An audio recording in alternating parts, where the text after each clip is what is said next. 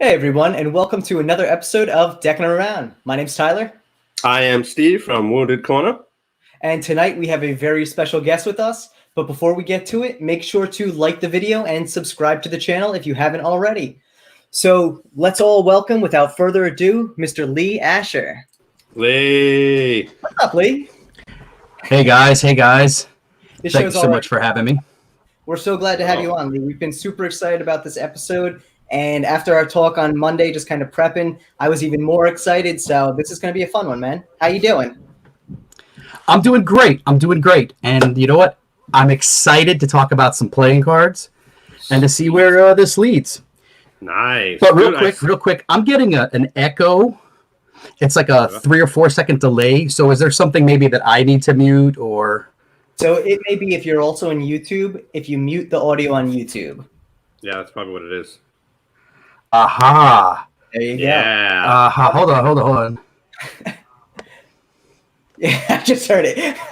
See, we've been doing this long enough now that we know where echoes come from. Very good. All right. So then let me get back here to. All right, guys. Let's talk playing. Dude, I see you brought your Catamundi foiled sweatshirt. Yeah, this actually isn't Cardamundi. I mean, it could probably be associated, but it's not actually. It was from a production that I did, a TV show a couple years ago. Oh, nice. But who did the foil? Was it Expert playing card did foil? No, but it probably was made in Taiwan, is my guess. Okay, gotcha. No, it's for a TV show called Amazing Magicians that I did a couple years ago in China, and all crew got these really lovely hoodies. Is there anything on the back? Does it say No, on the back? no, I don't. No. Gotcha. No, That's cool. I like the yeah, it's pretty cool. It's very comfortable. All right, let's talk playing cards. Let's do it. So Lee, I guess one of the big things you're known for actually is being a magician, but in conjunction with that, you are the president of 52 and Joker, as well as a card collector yourself, and I'd say some would call you also a card historian. So what got you interested in playing cards themselves? Was it just magic or something else? Well, it was magic, right? It was magic. I'm a magician. We're all magicians, or we all have magic tendencies. And so, yeah, it started that way. And I wasn't actually an official collector. I wouldn't call myself that until I admitted I had a problem. Then I could call myself a collector. No, so okay, I'll take it back to the beginning. So my father is a magician. He's a doctor by day, but he's also a semi-professional magician. And he's probably in the chat room right now. I don't have the chat open anymore, but he's probably lurking in there. Is that Mark Horowitz? Yeah, that's him. Nice. And so he is a consummate collector. And it's in his blood. And he collects magic books and magic sets. And he's also the world's foremost expert in collecting magic comic books. That's right. There are comic books that actually are dedicated to the art of magic in a weird way. They don't teach magic, but the main character is a magician, and it chronicles the life of Blackstone as a superhero, right? Not actually as a performing magician. There's a whole bunch, and they were all the way from the turn of the century up until now. They're still probably even making comics now. Xantana, I think, is still in print. My dad could probably chime in. That's his area, right? That's not my area. So he's, like I said, he still is a consummate collector, and it's kind of, it's always been in front of me. And so, like I said, we're magicians, and I'm a card magician specifically. And so when I went to school in Las Vegas, University in Las Vegas, and I was around all these casinos, and I had cards all over the place in my apartment. For anyone who is out there and saw my apartment back then, they would be like, yes, it was a mess. And so I just naturally amassed a bunch of cards, and that's how it started. And then I started to care a little more about the lineage of, obviously, like Jerry's Nugget, which I'm sure will come up a gazillion times tonight. What's it called? No, I'm just kidding. I don't know if you've heard about it. It's a deck of cards from a casino in Las Vegas called Jerry's Nugget. And so, I would go there. I have a personal attachment to it. I used to go down there. I used to buy cards. I used to eat there. I was too young to gamble at the time, so I didn't gamble there. But, I cared more about these establishments because I lived in that town. And they had this cool, history. And especially like these older casinos, like the new ones were cool and they're flashy and nice, but the old ones had like this 1970s aesthetic, you know, like just remnants of the mob. I'm not saying that anything was mob affiliated. Please don't. That's not what I'm saying. But just old Las Vegas is what I'm getting at. Yeah. Right. And so that's why I was just naturally attracted to some of these decks. And so it turned out like casino decks is where it started for me. Right. And when we talk collecting, that's not my first deck of cards. Please don't think that. Like I say, I've been a card magician for a very long time, since I was a little boy. Right. So cards have been around me my whole life. But like I said, when I became a collector, I would say about university times, in my early 20s. I'm now in my early 40s, so half my life ago. Nice. Yeah, and you mentioned 52 Plus Joker, Tyler. 52 Plus Joker is a playing card collectors association, and we're the largest playing card collectors association in the world. We invite anyone who loves playing cards to be part of our group. We are very inclusive that way. And so about 10 years ago, 11 years ago, this is when I joined the club. And it was very serendipitous. I found a playing card convention advertisement online in Toronto. That's where I live, by the way, if anyone's not paying attention. So it blows my mind. What do you mean, a playing card convention in my town? I've never heard of such craziness. So I couldn't send my money quick enough, right? Right. And that's when I got introduced to this playing card collectors association. And at the time, they were more focused on antique playing cards. And again, I like Congress and stuff. Or well, yeah, sure, absolutely. Congress is an excellent example, Steve. But even older than that, anything 1931 or earlier.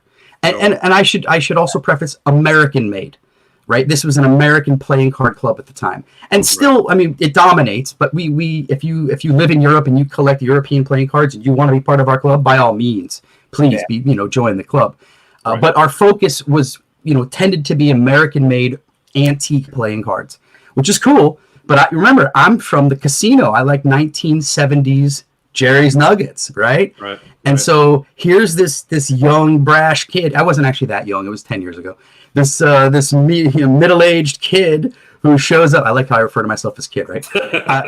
I show up and there's it wasn't a big group, but it was a large, tight-knit group of people who had been going to this convention for years, and I'm a young outsider basically. And they, their age, I don't want to say they were tremendously old. I'm not trying to paint that light, but they were certainly older than I was. And again, they I guess they hadn't seen someone my age in a while who liked playing cards. And here's the funny part: there's thousands of us, right? We all know the internet, except the club, the executives on the board of the club, they didn't know. They had no idea really. And so here I am. I show up, and I'm Jerry's Nuggets, and And I gotta say, if you ever get a chance to go to any one of these conventions, it'll blow your mind, because there are decks that you have only read about, there are decks you've never heard about, and there are decks you'll probably only see once, right? It's one of those kinds of situations. It's mind-blowing. I mean, ask anyone who's ever been. And so here it is. Here's my first time, and it was a combined international playing card society convention with 52 Plus Joker. So it was the European guys, and it was the American and North American guys. And it was incredible. It was incredible. And I had no idea. And I got very lucky. I want to preface right now by saying I'm probably the luckiest dude in the world. The guy who the husband and wife who wrote the American Encyclopedia of Collecting Playing Cards, they live in Toronto. And so when they saw that I joined and I paid, to go to this convention, I got a phone call. Their name's Tom and Judy Dawson. And so I got a phone call from Tom Dawson within 24 hours.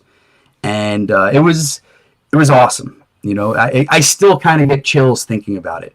Like these are the preeminent playing card experts, historians on the planet, and just so happens they live 15 minutes that way. That's and cool. what's small world. What was even cooler is when they turned out to be like the nicest people. Nice. And all Tom wanted to do was say, just come over. Actually, by the end of the phone call, he had invited me over to come see the collection. Oh. And I got to say, there are a lot of museums that deserve this. You know, it was, I actually, at the time, I thought it was like a one-time shot. Like, I'm never going to get this opportunity again. I got to go. So by the time I hung up the phone, like I had already arranged to be there that weekend. And it turned into like a 5-year relationship. I got to actually get to know Tom and Judy very well. Really, really fantastic people. Sadly, Tom passed away a few years ago. Breaks my heart. But he was the playing card world's greatest ambassador. And so like when he passed away, kind of, I'm the president, right? I wasn't the president until he passed away. I was going to be president. We had already made an agreement that I was going to be president of the club. But when he passed away early, I became president. And so I had, and I still have, huge shoes to fill. And, you know, to follow that act, I mean, it's a tough one. It's a tough one. So I accept the challenge because I'm hand chosen. You know, he selected me.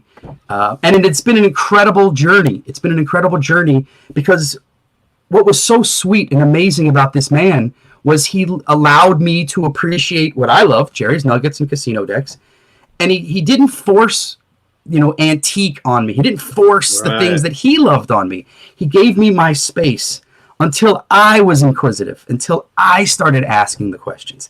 And then once I started asking the questions, man, he had the answers. He's like, come here, let me show you something. to the point where, I mean, it was in this it's almost exactly in the same vein as my father in teaching me magic. You know, like I was never told no, right? There was never this exclusive barrier, you know, that was put in front of me because and it's funny to say, I'm not in the cool group, or, you know what I mean? Like, there are weird ways that people learn magic. You know, you have to clean the counters of the magic shop for 3 months before I teach you the double lift. Okay, look, there's all types of ways people learn magic. That's not how I learned magic. That's not how I learned about playing cards. I had basically like Google, right? But this was before Google. I had like full unfettered access to information, and all I had to do was ask. And, you know, when I asked, here was my answer. And, you know, that there were people would make an argument that that's bad for magic, that's bad for, and I'll make the argument, no, that's probably the best possible thing that can happen. You know? Agreed. And so, you know, Tom Dawson, and I thank my father and I thank Tom Dawson for that kind of treatment and experience. But Tom would have the answer to a lot of stuff. And so sadly, when he passed away, now it's like, okay. And luckily there are a lot of other people who are very knowledgeable in this industry. So I have people to lean on. Yeah. But I absolutely miss hanging out with Tom and discussing these kinds of things. And sadly, it's only since he's passed away that I've really, really like gotten into the antique stuff. Like, I was into it when he was alive, but now that I need to know about it, I've really, really come to appreciate it. Nice. And I think he's laughing right now, is what I think. That's funny. Well, if it means anything, Tyler and I were actually talking about this, and the cool thing that I thought, I signed up for 52 plus probably about, I want to say 8 months ago. Okay. And literally, like, probably within 20 hours, I think I had a couple questions about the site, about the decks that you guys have available, the membership decks, and you got back to me like that. And it's pretty cool, especially in this day and age where someone gets back to you that quickly, yet alone the president of the company, and someone that... Well, we're not a company, we're a club. We're right. That's the same thing. Club, anything I appreciate what you're saying. I really do, and I'll tell you why. Because, before I was president, I was vice president. And actually, the way the board is set up, we're all vice presidents, so that at any time anyone can be president. But I was head of publicity. Head of marketing. I was head of membership for a couple of years. And so one of the things that I realized was, before we had the digital magazine that comes out every month called Card Culture, there was only 4 printed quarterlies. And that was basically the only 4 times a year that anyone would have any contact with the club. And it wasn't a real contact. It was just you going to your mailbox and getting the magazine, right? And so, like a reminder almost. Right. It wasn't like a real contact. And so one of the things that I decided that we needed to do was have a bridge to the executive. I wanted open door. Because we're not the only ones with the ideas, right? We're the ones that can execute the ideas, or at least have the knowledge of putting someone in place to execute the ideas. But we're not the ones that know everything, And so I decided that I needed to have direct access to the end user, basically. And so when I was head of membership, even before I was president, you would still hear from me, right? I would still welcome you to the club. I'd still give you all your stuff. The treasurer and secretary would get you checked in administrative wise, but then it would be handed to me, and then I'd make the contact. And Steve, let me ask you a question. Did I ask you what you collected? Did I strike a conversation with you about what you collected? Yeah, that's the cool thing. But obviously I was in the card world a little bit before, I became a member. So I knew who you were. I knew the story of this Lee Asher guy. You know what I mean? 6 feet tall, and lightning shoots out of his ass. Exactly, yeah. 7 feet tall. 7 feet tall. So 6 feet could be real. Yeah, so when I saw you reach out and be so personable, I was like, this guy's rad. Like, I knew right there that, this guy's legit. It's really cool because you could have that role. It doesn't mean you do it. Right. Well, here's what's interesting, right? Here's what's interesting. Guess who did that for me? Tom Dawson. Dawson, that's cool. So I'm only filling this man's shoes, right? I'm just trying to be a 10th of the ambassador that he was to the playing card world. And if I do that, I'll be all right. That's how incredible he was. And his wife still is. Like, she's still alive. She still lives about 20 minutes away. But what we know about playing cards today has a lot to do with them. I mean, I can't give them full credit, but I can give them a lot of it. And they're spectacular. They're spectacular. And I'm glad I got to know him, and I'm certainly glad I know her. I spoke to her today, and I'm blessed. Right? I think I said that at the beginning. I'm blessed. Like, how lucky am I to be able to hang out with these people and let them share their knowledge, and for me to soak in that knowledge like a sponge. Yeah. Right? It was, and I still have tons of questions. We still have lots of things to uncover and unearth. And like I say, I do it for my love, for me, but I also do it because I know he's smiling. I know this is what he would want. Right. And here's what's really beautiful. He was wise enough to see when I showed up, right? I showed up in 2009, and they instantly put me on the board, right? I was voted in right away. It's a long story. I'll tell that another time. But instantly I'm head of publicity, right? Because they like, you understand that there's this group of young people in the world that would like our club. Help us. Okay. Right. So it took a few years, but in about 2014, Tom was wise enough to see that the modern world was 100% legitimate, just as legitimate as the antique world and the vintage world. Right. And we have so many similarities and very few differences, right? Like, he really understood it. And so as soon as we got back from our convention, because we have our convention each year, different parts of the Americas, as soon as we got back from our convention in Las Vegas in 2014, Tom said to me, we changed the Constitution and the focus of the club. The club is no longer an antique club. The club is an antique, a vintage, and a modern club. And that includes the designers and the Kickstarter backers and the magicians and the cardists and anyone who has a love for playing cards. And that was monumental, right? That was a huge a huge, I don't want to say epiphany, because it was Tom's epiphany, but it was a huge moment for the club. Because here we are, most other clubs, if you think about any other collecting club, they're kind of on the decline, right? Like, it's tough to get people to join because they're not embracing the new. They're not, they're like, oh yeah, we only collect the old stuff. And until I showed up, that's kind of how it was. And the funny thing is I'm not even a modern collector, right? I'm a vintage guy, vintage casino. But I understood that I was also a voice for the modern world. Yeah, and so you were that bridge. You bridged right. That's exactly right. Like I said, I like to put the Lee in liaison, right? And so I liaison between all these worlds. And meanwhile, Tom showing me how to appreciate all these similarities within all these worlds, which made it very small, right? It really kind of shrunk the world for me. And so, that's why I say I really adore playing cards, and we can have some really crazy conversations and very historical based conversations or very technically based conversations about how they're manufactured, like all the aspects, and again, a lot of it comes from this love of cards that was kind of instilled in me by Tom Dawson, right? And I think he's got a lot of students, but I'd like to say I'm one of his better students.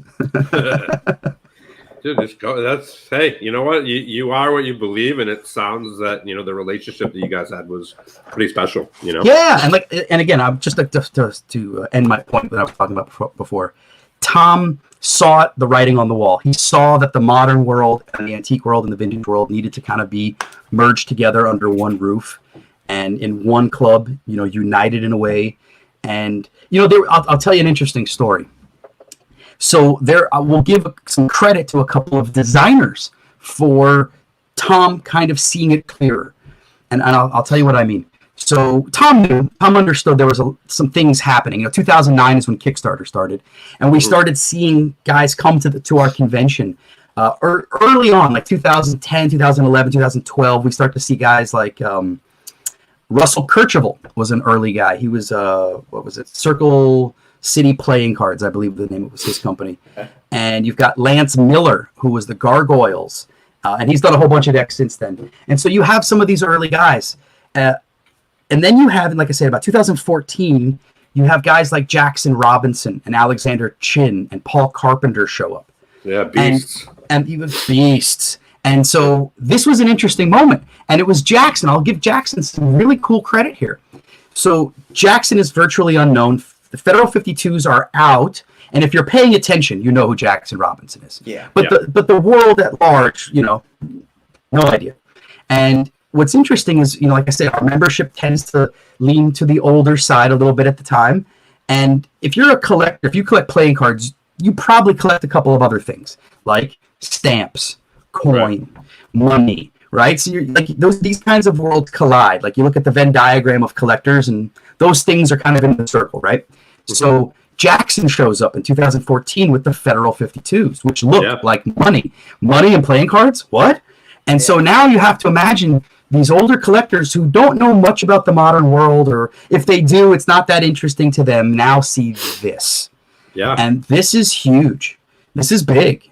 And you have older collectors who are just trying to collect like Congress collectors. I'll give that example. I don't know if Kevin's in the chat room. But he definitely is. You have Congress collectors. It wasn't Kevin, by the way, but other Congress collectors who they show up and, they're Congress, but then they see that. And they start saying, well, okay, I'd like to buy some of those. And now they're presented buying a brick, right? They've never bought a brick before. You can't. It's very, very rare to buy a brick of something that was made in 1886, right? Yeah, you can't get it. Right. So if you find it, you can afford it. Yeah. So there were these like really beautiful moments where someone who would never buy 12 of a deck is now buying. Yeah, I'll take 3 of those.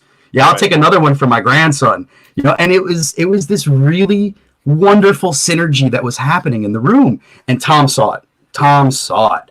And so that was kind of the push for him. His, like I said, he had the epiphany when we came home. He's like, we're doing it. We're changing the Constitution. He actually went out and he bought the playing card forum, the playingcardforum.com. It was called Aether Cards at the time, and at the time, it's the world's largest playing card forum. He bought it straight up out of his own pocket, his own money, and he gave it to the club.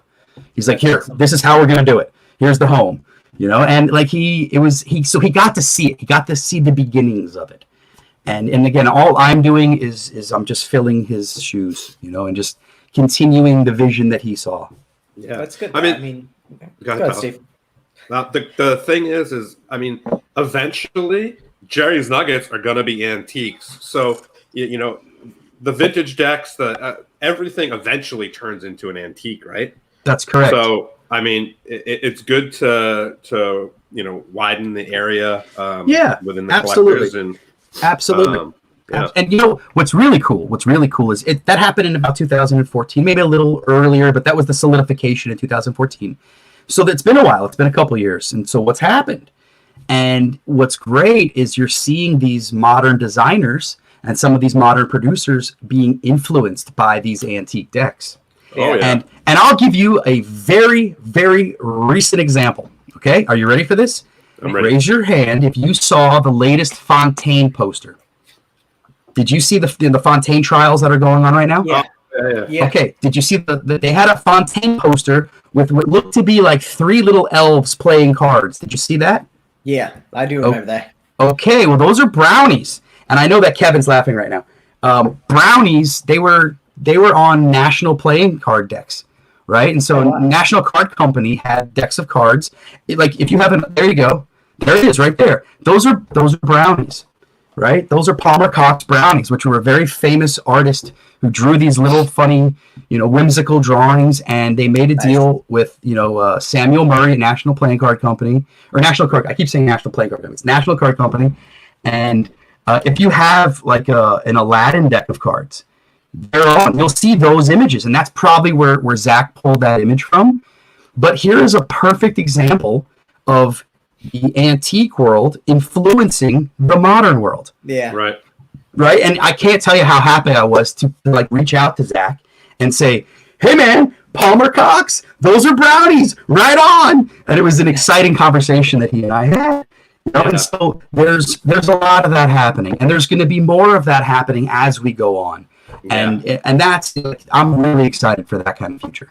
Yeah, the more people who join the community, obviously they're going to have that ability to influence each other. And so I guess one of the big things there that you mentioned, driving Tom's vision, but also building your own vision of what does 52 and Joker look like beyond the quote unquote modern. What is the next modern even, Right. You know what? I haven't thought that far, Tyler. I appreciate the credit. You have some time. Haven't thought that far. It's one day at a time, bro. And there's a lot of crying happening all day long. So there's only about 20 minutes worth of thinking.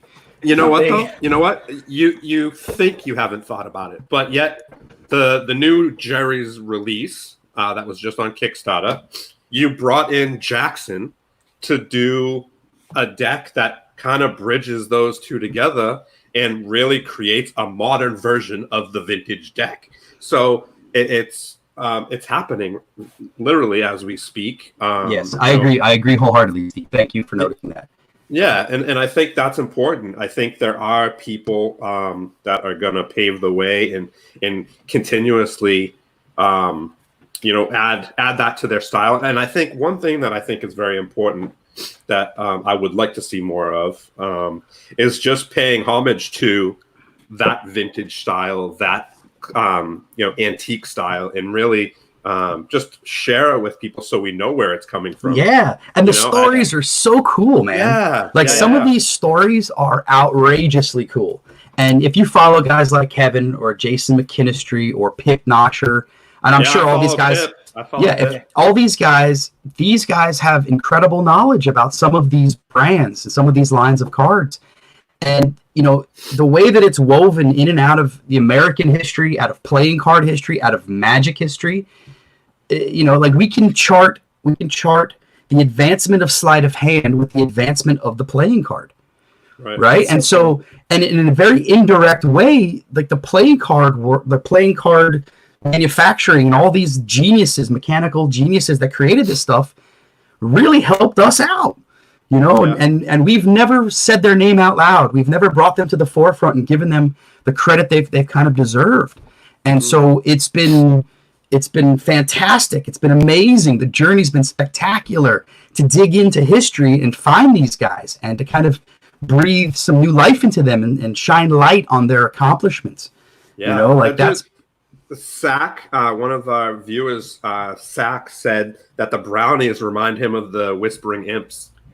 A little bit. I mean, I can see what he's saying. And, absolutely. It might just be inspiration from it, but absolutely.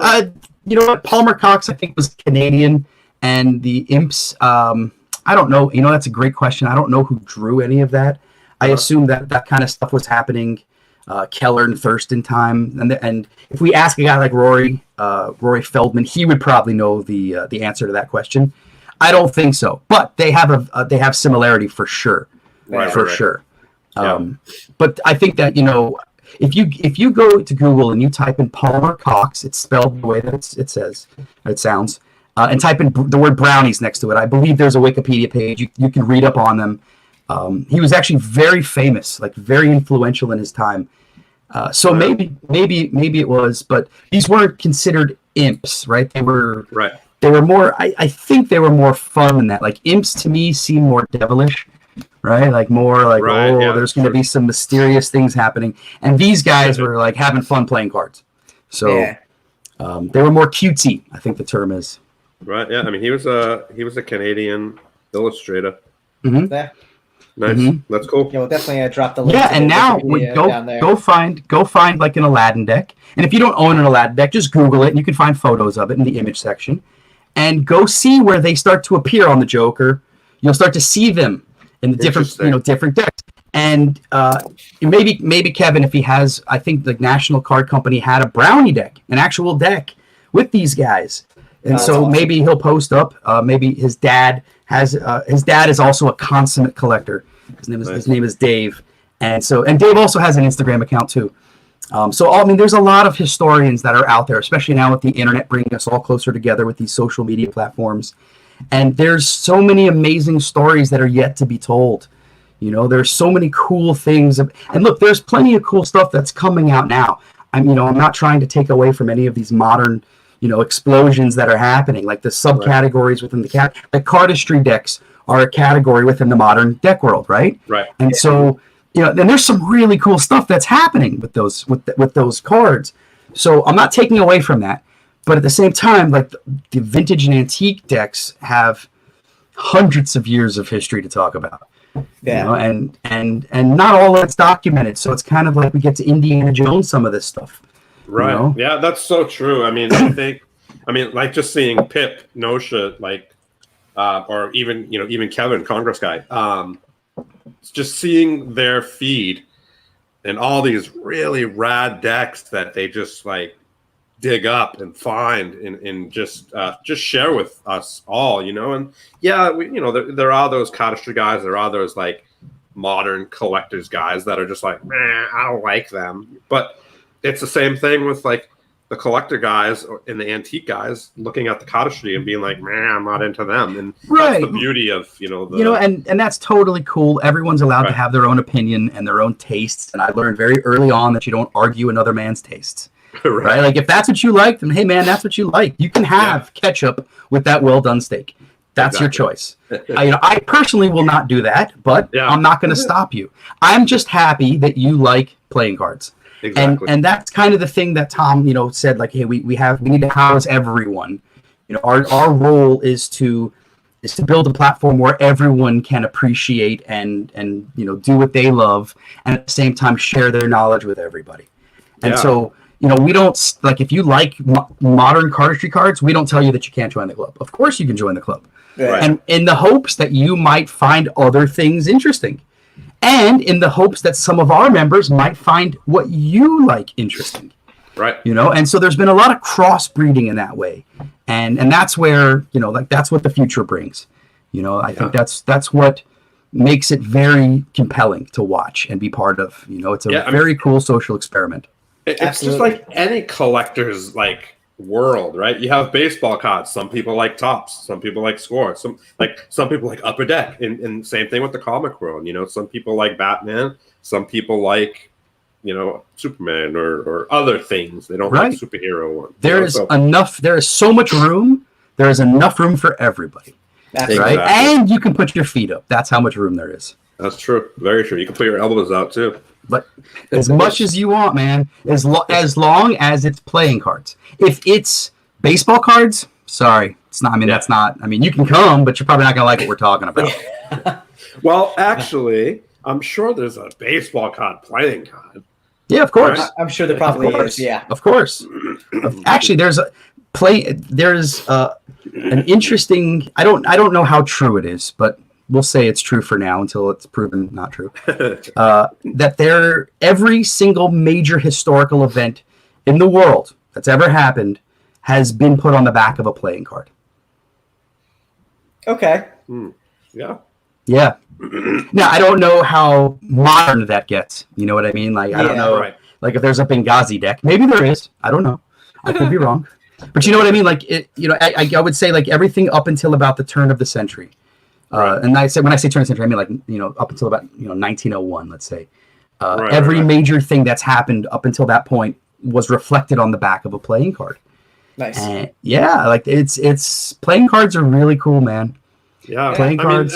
hell, look at the which escape map deck, right? The Yeah. originals. I absolutely love that story. Oh yeah. my god, that's such a cool story. Yep. So- There's a lot of stuff like that. A very, very, very long time ago. We're talking, 15, 16, 1700s. This is how, like, princes would learn about their kingdom from their father or from the royal scribe who would teach them about their kingdom. And it would be on playing cards. It would be on not the cards that we know, but on these geographical map cards. And this is how they would learn about their lands and learn about how to rule the different kingdoms. And like playing cards are so integral to a lot of things. Think about this. Think about a toy that your great grandparents used to play with that you still play with today. Yeah, no, that's true. Yeah, that's right. It's funny because even growing up, the one thing that I am still playing with is cards. Like, yeah. Your grandmother used to play. Look around where you live. Everyone, right now in the chat room, just look around. Yeah. Look at how everything is digital. Everything is electronic. Things have Bluetooth and Wi-Fi. And guess what? This is the most analog thing in your home. Absolutely. Next to a fork and knife, right? Like it's so primal. It's crazy. Yeah. And it has lasted this long. And I hate what's going on right now. Like when we look outside, things are going nuts. Yeah. But one of the silver linings, a lot of people are staying home and playing cards with their family. Yeah. And we're kind of seeing a revival in the playing card. And I mean I hate why it's happening, but I love that it's happening. Right. I have to say, I've been to Target a couple times since all this has gone on, and every time I go, there's basically no playing cards. That's so true. Yeah, that's they're very pretty much true. sold out every single time I go. And it's funny though, now that you mention it, Lee, and I was really thinking about it just now, thinking back to my grandparents, like that's actually where I learned to play pinochle. So like it absolutely is like cribbage and pinochle actually. So, it's your grandparents definitely bring those things to you, and it is so much generational, and it's exciting to think that cards will continue to go on for so long. And now with the internet becoming, a tool to share the knowledge there, hopefully it'll continue to grow and become more of a larger scale hobby. I think so. I think we're on that track, and as we see that trajectory, especially now that like Cardamundi has come in and purchased United States Playing Card Company, and we're seeing a little bit of globalization happening. And in most cases, that's a bad thing, now that, my favorite company is no longer. But in this case, actually, the parent company that's kind of swallowing the smaller company actually loves playing cards. Yeah. So it's a good thing, I think. I'm pretty sure it's a good thing. Like, I don't see into the future, so I can't make 100% of my statement to be factual. But I would bet my money on it that we're about to see some really great innovations happening. And it's funny, you say, you learn to play cards with your grandparents, pinochle, cribbage. And what's funny is the games themselves have what's been driving the innovation of playing card for a very long time. For instance, like we have poker-sized playing cards, which means the game of poker influenced the size of that deck of cards. We have bridge-sized cards for the game of bridge. Yeah. Right. And so the games themselves are usually what dictated how the cards were innovated. But now we're in the time where we have cardists and we have magicians and we have things other than the game itself that can help innovate the playing card. And here's where it gets really awesome. Cardamundi understands this. They hear it, they see it, they understand it. And so they have included us now, right? And we're here to help them innovate playing cards. And so when you ask me about the future, my future that I see is us innovating with them and them helping us have better tools, right? And again, is this a neater box? I don't know, maybe. I think it has to do, like in the next decade, it probably has to do more with the stocks and the finishes, right? The texture, the feeling, the tactile part of the card. I think that we're in uncharted territory. Uncharted territory. There's all types of, especially with the cardists. They're an interesting group because a lot of things defy gravity, and playing cards were never meant to defy gravity. And so when we start to accept the fact that yes, they should defy gravity, what's going to happen, right? And so I think this, like, the golden age of playing cards happened in around the 1880s, and I believe the second golden age of playing cards is happening right about now. Yeah. And it's tough because usually we get to find out about a golden age after it's happened, like, oh, that was a golden age, but if we can recognize now, all of the signals of a golden age, and I believe they're there, we're about to see some great innovation coming from manufacturers like Cardamundi, manufacturers like Expert Playing Card Company, and these are the ones that we know about. There are, we were talking the other day, there are actually thousands of playing card manufacturers in China, in India, in other parts of the world that we just haven't heard about yet, that we will learn about soon. And the reason is we don't know about them is because they haven't found their product. They haven't gotten their product up to our standard yet. The moment they do that, and the moment they connect with just one of the members of our community, it's it. It's over. Now the world blows, and it's like we have a lot of choices. And that's just like MPC. Like, they've stepped up their game tremendously recently. Absolutely. Absolutely. In the last 2 years, actually. About 2 years ago, I was over there, and someone handed me, like, at the time, it was the new MPC stock. And, hey, check out the new MPC stock. And I'm like, okay. Hey. Yeah. It's kind of nice. Wow. Yeah. Hey, look at me. Hey, congratulations, guys. Good work. So, and that's one example. There's about to be a lot of them. Yeah. And the fact that anybody can create a deck nowadays is new. I mean, I'm talking about from a manufacturing standpoint, right? So not anyone can go just print a deck. But if you let's say if you speak Mandarin and you can break that language barrier, you have a better opportunity and chance of probably finding one of these manufacturers that will work closely with you. Yeah. But right now, what I'm saying, to get back to my earlier point, Cardamundi has signaled that they would like to work with us. They want to hear it from us. They want to see what we have to say. Hey guys, is this thin enough? Hey guys, is this thick enough? You know what I mean? Like, and instead of like poo-pooing the idea, like, oh, I'm just nervous these guys are going to put out crappy cards. Instead of doing that, say, yeah, let me see that. You know what? You are a little too thin. If they were just a little thicker. All right, let me see this one. No, this is perfect. And, and we had these kinds of open dialogue. Man, like, the sky's the limit. Yeah. Right? Like, true. The sky is the limit. Like, like I say, they value us as an innovation point. And so that's our job now. Whether we choose to accept it or not. And, it's us being vocal about it, us being, digging in and finding all of this empirical data and then sharing it with them and explaining to them why, and shedding light on certain things. I can only imagine what we're about to see. Yeah, absolutely. Well, and you even see with like you mentioned, smaller printers. I think one that comes to mind for most people in this chat is look at Lowtrack, who's not only bounds with the art side of things, but takes such a involved kind of touch with his printing process. Really make sure that he understands start to finish everything about the cards he's designing, and the amount of detail he puts into it just shines through. Absolutely. Yeah. Absolutely. He's not the only one. I'll say this. He's not the only one. There's a bunch of guys. Alexander Chin is certainly in that group. There's a bunch of guys, and that's what makes these guys cutting edge, right? Like they understand the process so well that they are now, they understand the rules so well that they can break them now. Right. And, like who gets to sleep by the printer? Like, I heard stories of Lautrec sleeping by the printer, like literally sleeping by the press machine to make sure that in the morning when you wake up, the things were perfect. And I have nothing but respect for that, right? Like the passion and detail that goes into some of this stuff. Like, that's what we're looking for, right? Like, I applaud that.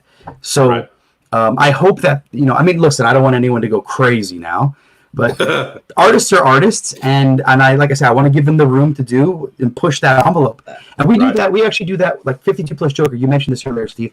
52 plus Joker. One of the great perks and amenities of our club is that we put out an annual club deck.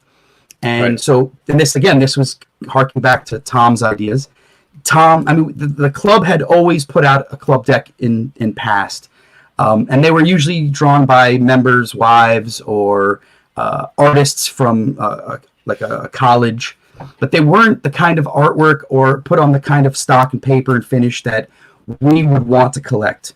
And in 2014, Jackson comes along, and we had already been discussing, like Tom had already started to talk about like reviving the club deck again. And so Jackson says, "Oh yeah, I would love to do that." And Jackson, conjures up a miracle here, and starts our first club deck. And it was the 2014 Silver 52, and it was a telescoping. Oh yeah, it's a work of art, man. And Tom realized right then and there that he wanted for the next 10 years, at least for the next 10 years, we're gonna find the greatest playing card artists on this planet, and get them to make a deck with us. And I gotta say, like, our list is so like Jackson did the first year. The second year was Paul Carpenter. Nice.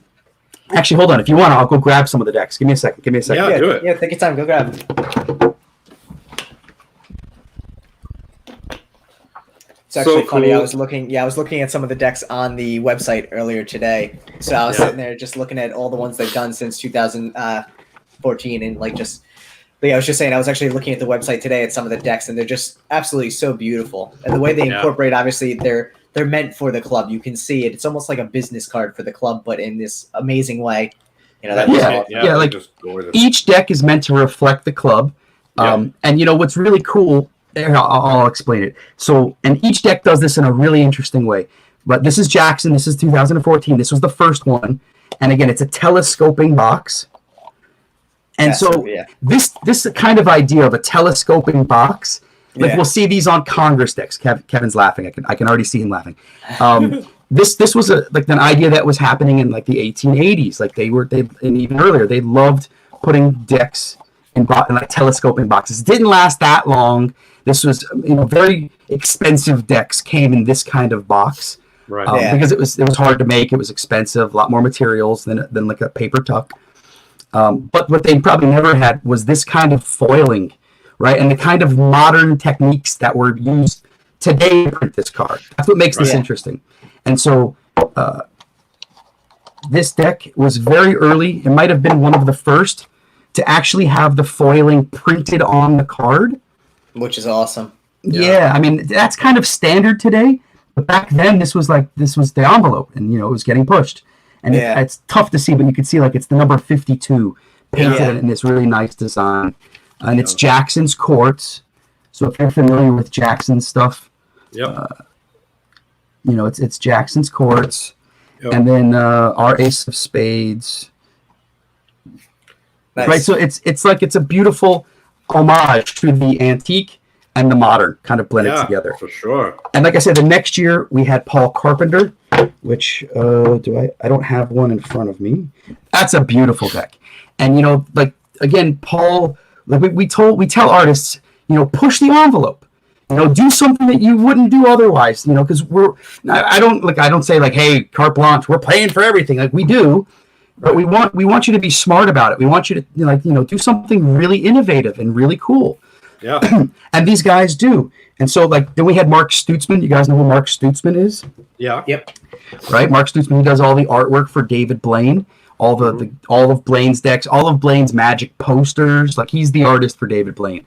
He's fantastic. He is a classically trained illustrator. He's unbelievable. And he did a deck with us. And it's this one.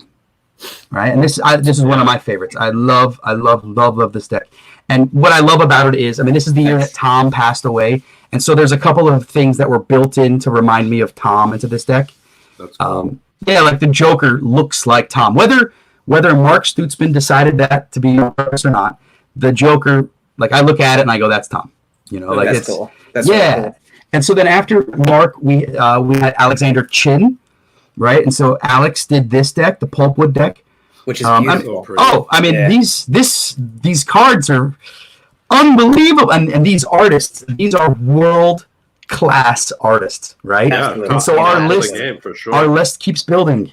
And then we had Randy Butterfield. If you guys know who Randy Butterfield is, he put out this one. And this one, so this was the year. There are many different playing card collector groups around the world. And there was another playing card collectors association in the Americas, but they didn't collect full decks. They collect singles, right? Like individual cards. They're called singles collectors. Yeah. And they originated from Chicago. The association originated from Chicago. So they were called the Chicago Playing Card Collectors Club, the CPCC. And like most clubs, they were on the decline.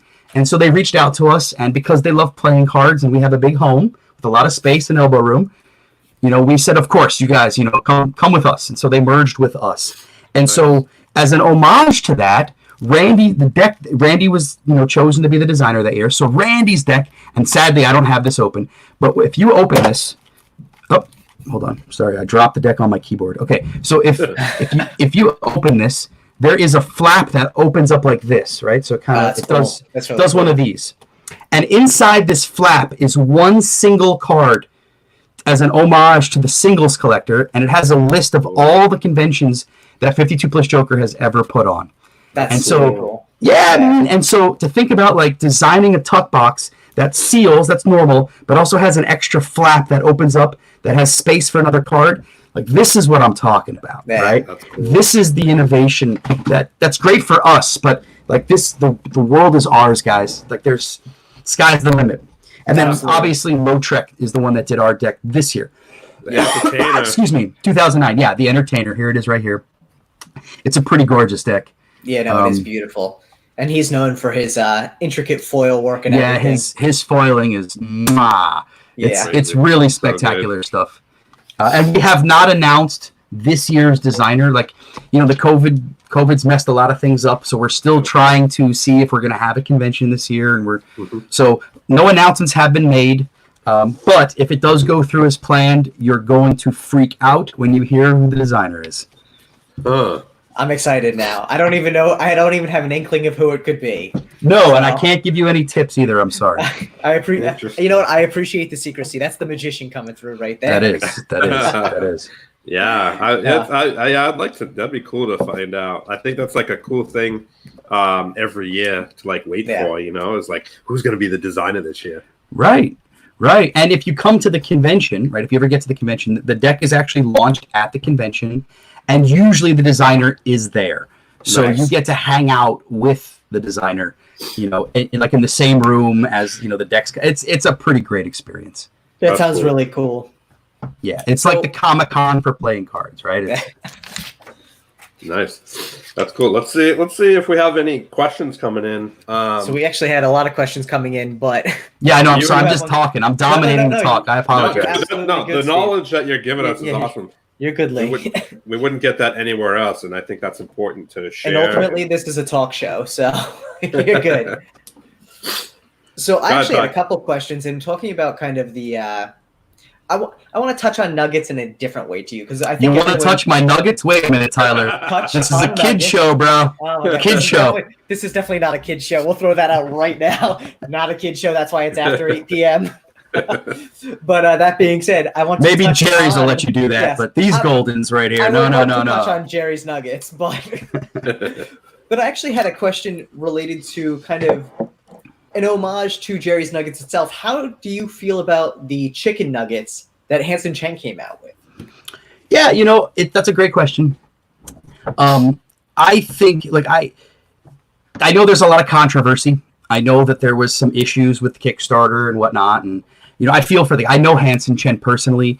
He actually worked on this show. He was fantastic. He and his team were spectacular to work with. So I have good vibes for the guy. Yeah. I will say that I told him, he dances a very dangerous line. Right. And that's like, yes, you can say that this is an homage. Right, I'm not going to argue with you, but I'm also not Jerry's Nugget Casino, and whether it's true or not, if they feel like it is, now you got to dance, right? Now you're gonna have to get yourself some legal counsel, And I always said to him, I'm like, man, you're so clever. You do so many smart, cool things. Yeah. Why are you going to get stuck in this kind of situation? It's not necessary. And, I'm not my brother's keeper. He makes his own choices. I still love him regardless of whatever happens. Right. I think he's a really special dude, and I think his team was fantastic to work with. So I have nothing but praise, and do I own some? Of course I do. I'm like I say, I love casino decks, so I try. I don't have all of them, but I try to collect as much as I can. Nice. So yeah, it's not. I appreciate the question, but I'm the wrong one to ask it to. You should ask the owners of Jerry's Nugget. Yeah, I mean, I think it's different for everybody, right? So I think it's cool coming from you who does have such a love for Jerry's Nuggets decks. Let me finish that.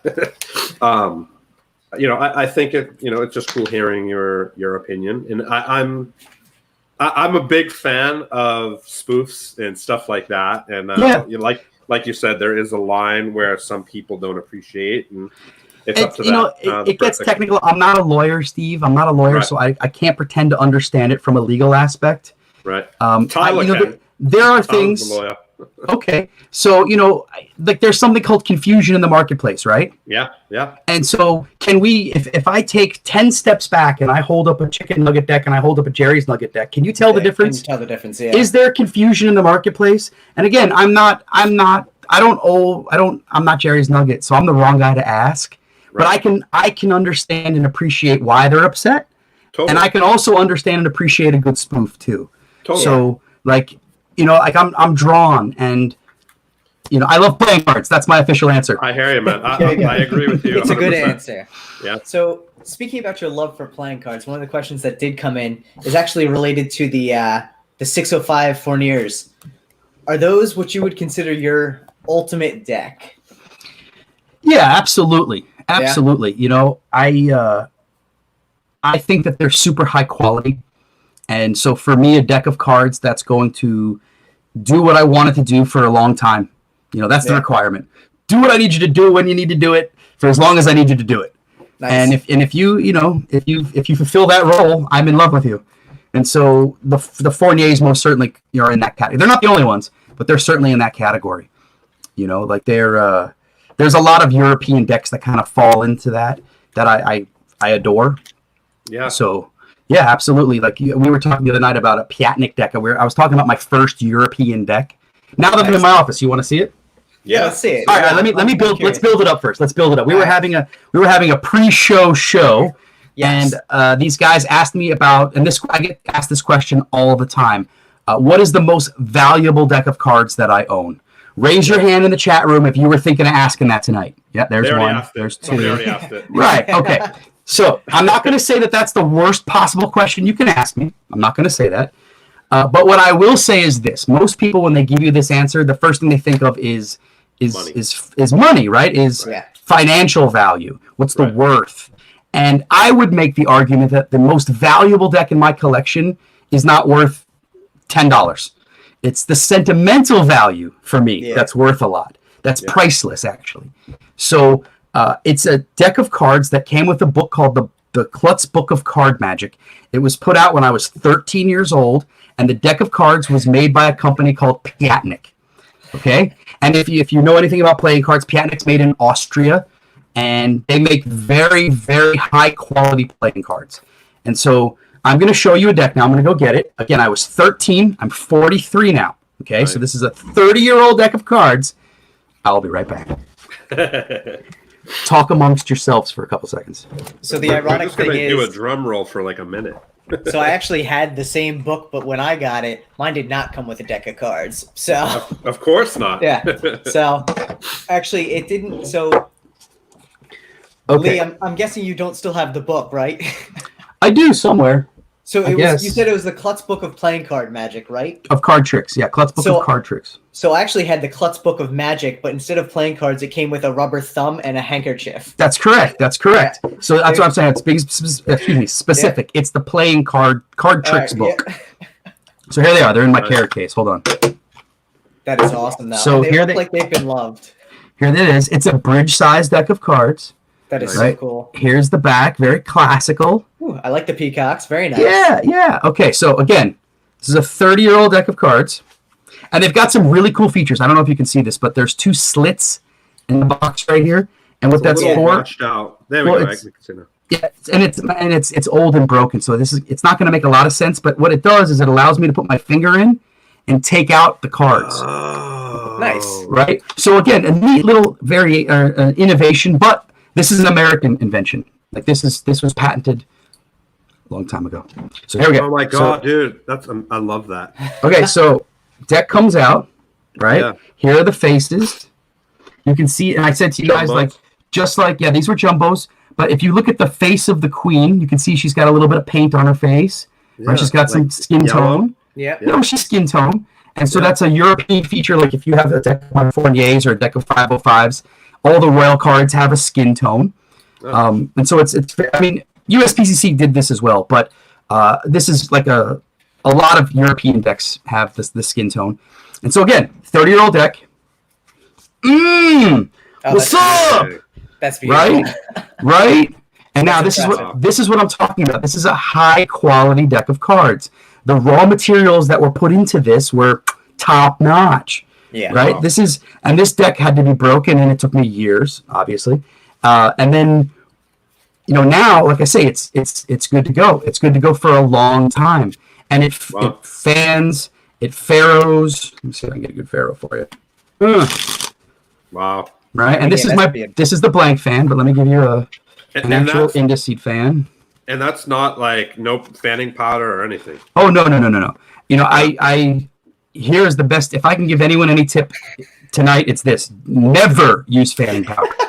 Ever. No, You're just 2 weeks too late for Steve. No, I'm gonna back this up. So check this out. I never knew what fanning powder was, and I had this gunk deck, right?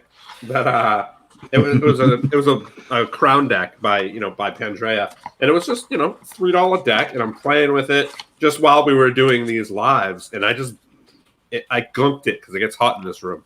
And I'm like, oh, someone mentioned fanning powder to me when I got off. And I was like, oh, okay, I'm going to get fanning powder and check it out. Powder and wet don't mix. And I think what happened was it kind of made it worse. Yeah, of course. It's don't do it. Don't do it. Just don't do it. Yeah, no, I did it once to try it, and it's not going to be done again. I think when a deck gets like this and clumps up like that, I think it's time to glue them together and use cardistry trainers for them. You could. The reason why, there's a lot of differences. So, like, if a European deck is kind of clumping up on you, it's probably not because of your humidity. It probably has to do with your varnish. But if a USPCC made deck is kind of clumping on you, that's probably because of humidity or oils from your fingers or dirt or something like that. Yeah. So my best advice is, either farrow it a couple times, put some air into it, wipe the cards down. Don't add water to it. You actually want to kind of remove some of the moisture. It's tough. Right. Unless you know how to control the humidity in microenvironments. And if it's a $3 deck, my best advice is get another $3 deck. That's all I do. Actually, get a brick of $3 decks. Yeah. And it'll save you some time. Yeah, and then what I do with these is I use them as my thank you cards when I send out a deck of cards. Absolutely. Yeah. Absolutely. It's perfect. Absolutely. So now they've been loved by Steve before they land in your hand. Yeah. Like playing cards, I'll give you a little bit of technical factor. Playing cards, they're paper, obviously. They're pulp paper. So they're going to want to live in around 30 to 40% humidity, like relative humidity in the room.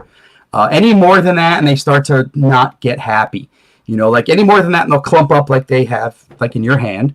Any less than that, and you guys ever hear of like a deck that like buckles, like pops? Yeah. Okay, well that's just a lack of humidity. Interesting. Your deck is not ruined, believe it or not.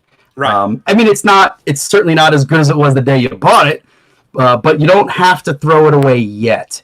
As long as you add a little bit of humidity or moisture into the microenvironment, you could probably revive it. And this is a tip I'll give you. So if your deck is popping, this is not, but if your deck is popping, box your deck, take and wear a hoodie, put the deck in your like pouch right? Like in the pouch with your hand on it, and keep it close to your body. So it's the heat of your body, the moisture from your body, and the moisture from your hand, and then like hang out there for like the length of a movie, an hour, hour and a half, something like that, and then see if that helps. See if that takes some of the click out of it, because again, the moisture from the natural moisture from your body should do the trick enough to make it so it doesn't pop as much, and in some cases not pop at all. But again, you got to think about your environment and where you are. A deck of cards in Florida is certainly going to react differently than a deck of cards in like Arizona. Right. So, and it's all about, it doesn't matter how hot or cold it is outside. It has to do with your relative humidity. Yeah. Yeah, that's interesting. So one of the questions, go ahead, Steve. I was just you can ask the question. I'm actually going to get a deck that was sent to me. And I'm going to show that deck. And you have the diagnosis. Show it, Steve. Show us, Steve. Show us your nuggets, Steve. No, I'm going to show you my deck. Show us your deck, Steve. One of the questions that came into the chat, though, and I guess actually from two people who were checking out your website, is about buffing cards, and specifically what buffer or sanding block you use. Buffing cards? Yeah. I think maybe they're misinformed. I don't buff cards. I talk about breaking in a deck, and a lot of that has to do with wearing down the varnish of the card. But I wouldn't suggest taking a buffer to a deck at all. That's probably a really bad idea. And you'll probably ruin a card that way. But what I mean by like wearing down the varnish is,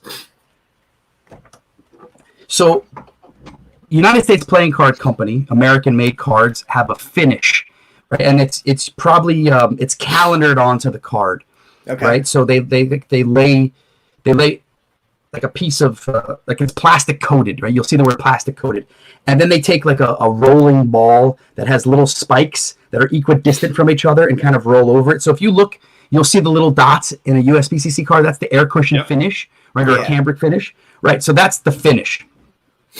But European cards most likely have a varnish, and that's a chemical that's actually sprayed onto the card. Right. And it's a random spray. Like it doesn't land perfectly and equidistant the way that like a rolling ball would imprint, right? And so some areas will have more globs of the varnish than other areas. So the idea is, I mean, it's supposed to be as even as it possibly can, but again, spray is spray. So the idea is that you're going to want to wear down that varnish as smooth as you can on each of the cards, so that they manipulate better. Right.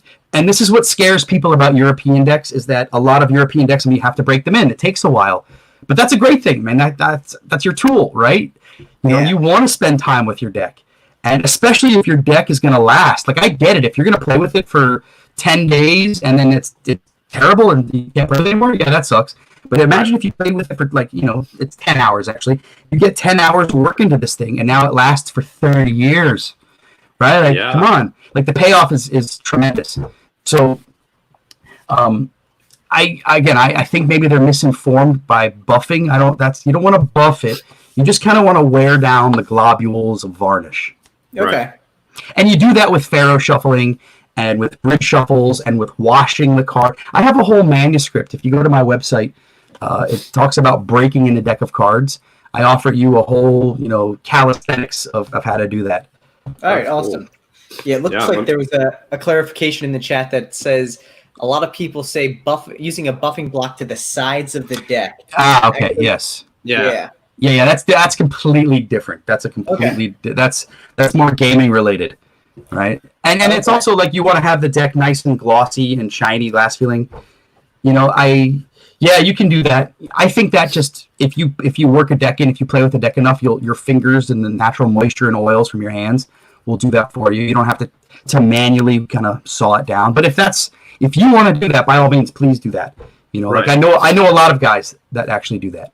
Yeah, okay. One of the guys. But I do not. I do not. Yeah.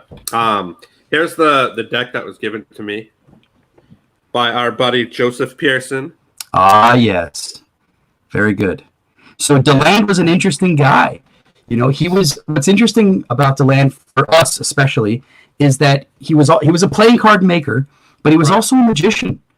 right? He was developing cards for magicians. Now, not so much for us to manipulate, right? Not so much for us to do sleights with, but for us to like have marked cards, for us to have like an advantage in that sense. Nice. So the deck that you're holding right there, Steve, that's a marked deck of cards, right? It's got actually, there's a couple of systems probably going on with. Let me see it again. It's the automatic. Yep. Yeah. So like those clock dials up in the corners, like if you read the instructions, you'll start to learn. I can already see. Yeah, you'll learn. Yeah. You'll learn that. And then the land had a lot of decks like this.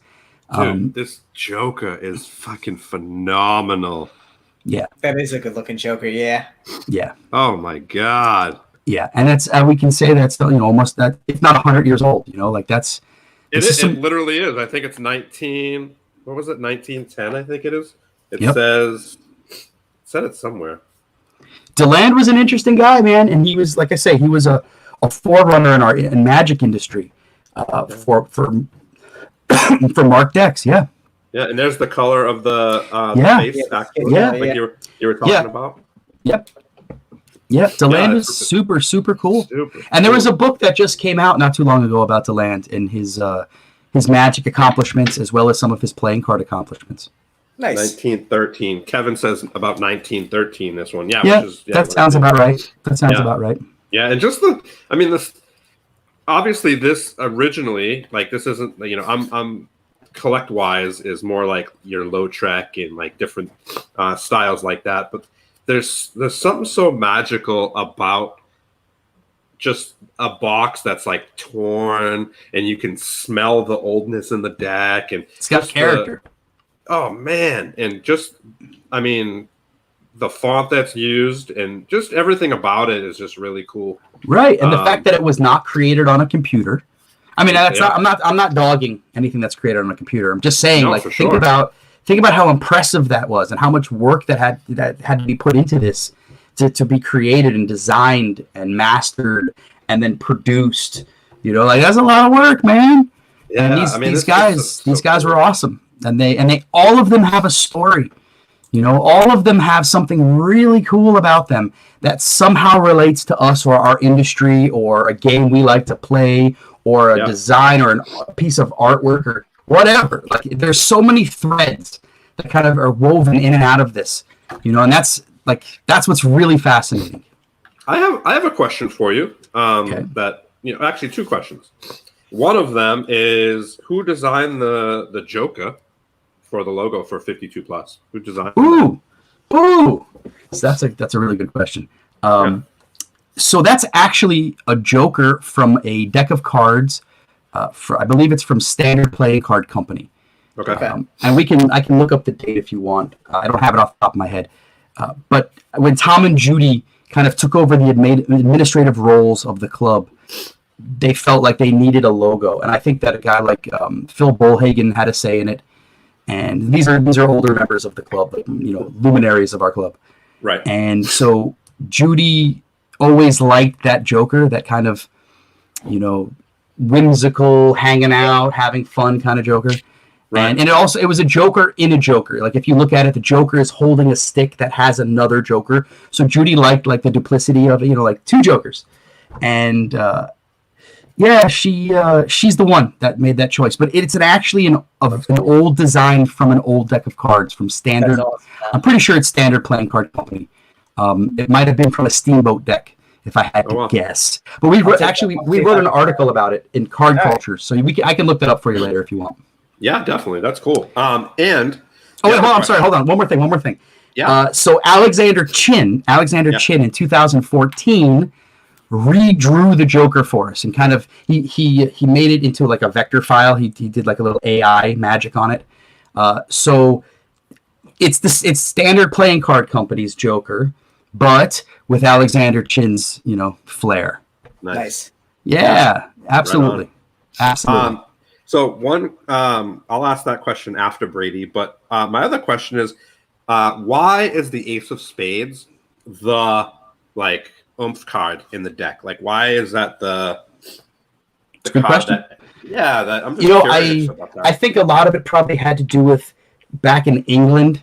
Remember that before America was America, like we were Like we were a British colony, and then we were like, no, we don't want to be a British colony. We're going to be our own country. And so a lot of our decks came from England back then, before there were American manufacturers. And so back in England, the way that they would tax playing cards is that you would buy a deck of cards, and if you wanted the ace, you'd have to pay the tax. And so that's why the aces were always, the most ornate. It was a marketing tool.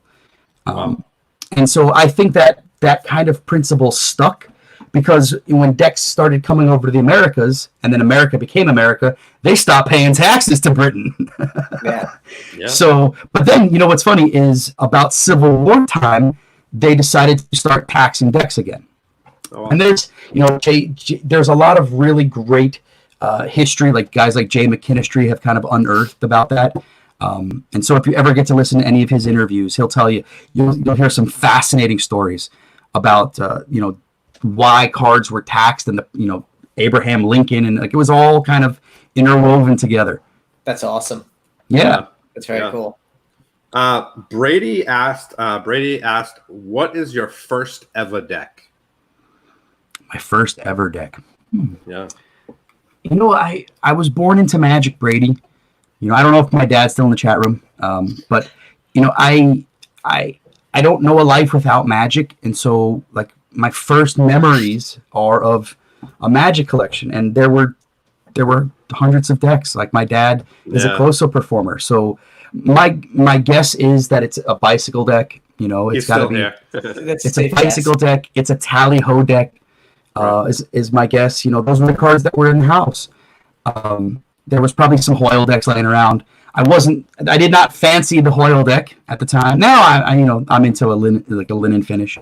Right. But back then, so my guess, Brady, to answer your question, a bicycle deck, a rider back deck, probably, blue or red, jumbo index, something like that. Yeah, nice.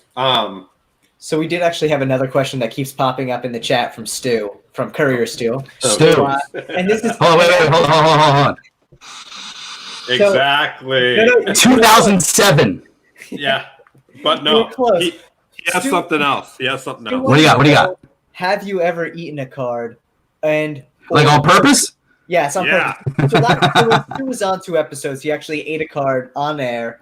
We had a very good discussion about his eating of cards. It was interesting. And I know we mentioned in the pre-show that he was actually able to tell different decks just by scent. Yeah, I love that. I love that. I get a kick out of that, man. That's super awesome.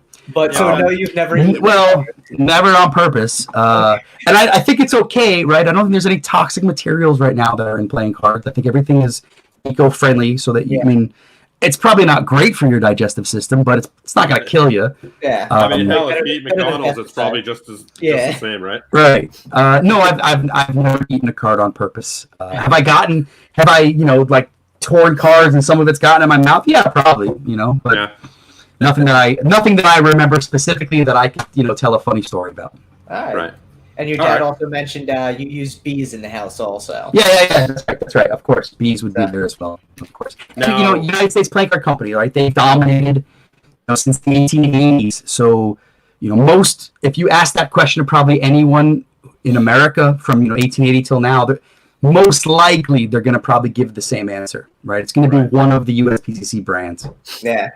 Yeah. I actually think this is a great question coming from Luke Wadey there. Which I think actually provides a good pivot into your other kind of persona, we'll say, of Magic. Luke Wadey. But he wanted to know, if someone was totally new to playing cards in Magic, who would you recommend to them to check out first? And then second part of that, who do you feel is leading the way in modern Magic and card design? Here's where the hard ones come in. All right, so we'll break it down into 2 parts. The first question, where do you start? So, look, we can't deny it, right? YouTube is the place. Yeah. And we've talked about this. I'm a proponent of learning Magic on YouTube. I'm totally cool with it.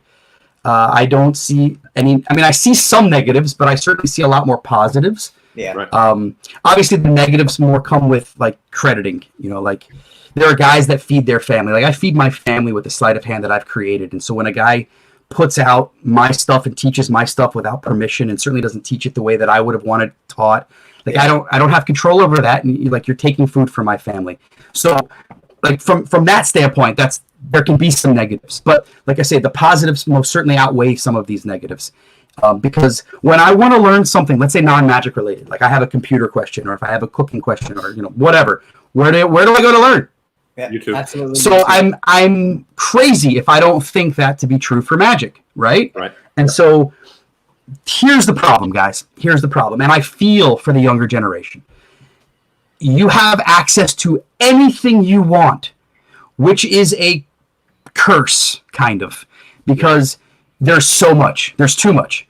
And you don't have a filter. You don't have someone, like I had my father holding my hand. I had a question. Here's your answer, right? And if I had to do this again on my own without my father in the vast sea of all this of information, I'd go crazy. I'd have no idea where to start. Yeah. So, I think the best answer right now is this. And this is I'm going to give you two answers to your question. Penn and Teller have a master class. Yes. And this is a paid answer, okay? I understand. I'm going to give you two answers. I'm going to give you a paid answer, and I'm going to give you a free answer. So my paid answer is Penn and Teller have a master class. If you're not familiar with masterclass, it's a fantastic platform where it's a paid tutorials, or you can gain access to all of their tutorials for a one-time price. Yeah. And Penn and Teller teach a multi-part class in there with John Thompson sitting next to them. And John Thompson was an incredible magician.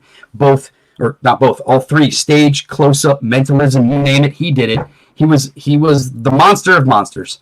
And so one of his last projects was this masterclass project with Penn and Teller. So you are going to learn magic from some of the greatest magicians in the world. That's awesome. And I think that's probably right now the best paid resource to get magic. If you don't have the money, and I get it, like we're in tough times right now. Things are hard. You got to eat. You got to keep, the electricity on. You got to keep this Wi-Fi going to watch these Deckin Arounds. Exactly. There you go. So here's what I would suggest. Obviously, YouTube. There's a lot of good stuff on YouTube, but there's a lot there, right? So you're going to want to find professional magicians that are teaching stuff on YouTube, and they might have other things. Like Aaron Fisher is a really great example. Aaron's got a whole bunch of stuff online. He's a professional magician. He has worked in all types of situations, so he knows what works and what does not work. And he also happens to be a really good teacher. So he's going to be able to explain some of these more complex theories to people in easy ways. And so if you got the cash, go take some lessons with Penn and Teller. If you don't have the cash, go hang out with guys like Aaron Fisher. Go hang out with some professionals online. Now, there are other guys online, like Chris Ramsey's a great example. Like, he was never a professional magician, but he's certainly worth watching. There's a lot of information that he's got going on. Yeah.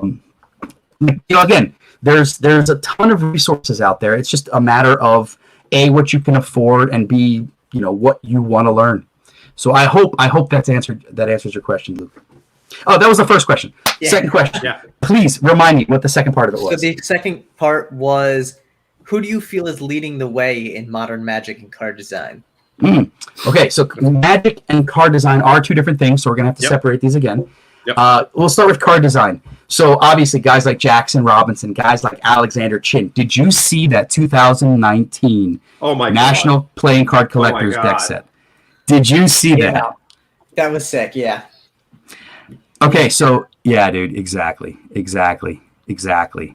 Like just stunning. Okay, so Alex comes to the convention every year, and right before we announced our club deck, right before we announced the Entertainer this year, before Lautrec got up and talked about it, we have other artists get up and talk about decks that they are coming out with. So like we have new decks launching at this convention.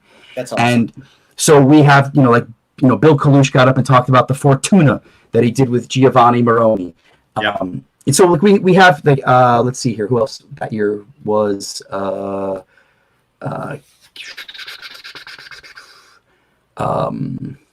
can't believe I'm spacing it right now. There was a couple of guys. I apologize if you're watching and you were one of those guys. But there were a couple of guys that got up and talked about their new deck. And then Alex got up.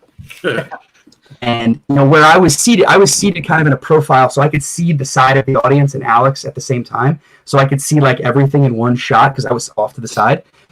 And Alex, I mean, he's a pretty humble guy, right? So he's like, oh, hey guys, I have this deck here. It's kind of cool. I took about 3 months of my life, and I stopped work and I moved to Morocco. And meanwhile, you're like, wait, what? You did what? You took like 3 months of your life to move to Morocco? Yeah, I got lost in the Medina for about a month to try to really understand and the mysteries of the Medina. And I'm like, and again, none of us have any idea what he's about to do, right? We're just listening to the madness that is Alexander Chin. And he's just going on about I tried to figure out how to kind of take these experiences and translate them into playing cards. And we're like, oh, okay. And then he shows us. And again, this room is filled with some of the best designers in the world, okay? Yeah. Like the best manufacturers, the best producers, we're all sitting there watching this. And as soon as he starts showing some of the features of these decks, mouths start dropping, like jaws and chins are hitting the ground. Yeah. And like this is a moment I will never forget, right? This was awesome. This was the moment where most everyone in that room that was a designer said to themselves, shit. Yeah. I have got to up my game. Yeah. I'm probably not even going to be able to get the touch of the deck on this. Right, camera, it's supposed to emulate the tiles that are seen throughout the Medina on tables. Oh, I mean, it's and if you take 3 of the decks and you line them up properly and you align the tuck box, I mean, it's Indiana Jones shit, man. You align the tuck box properly and the light shines through at the right. You can see like an infinite hall of mirrors, and like it just ridiculous, and it feels amazing too. The thought that went into this was, and what's really beautiful is. Like the trend right now, right? Obviously, where did my decks go? Oh, they're down. Okay. The trend is foiling, right? You look at the Entertainer; it's foil on top of it's actually hot stamp foiled and cold stamp foiled. So it's foil on foil. And if you look at Alex's deck, it's the lack of foil. Yeah. So he's really like this guy. He understands it so well that he can now break the rule. And I mean, just the design of look at the detail that is in this damn deck.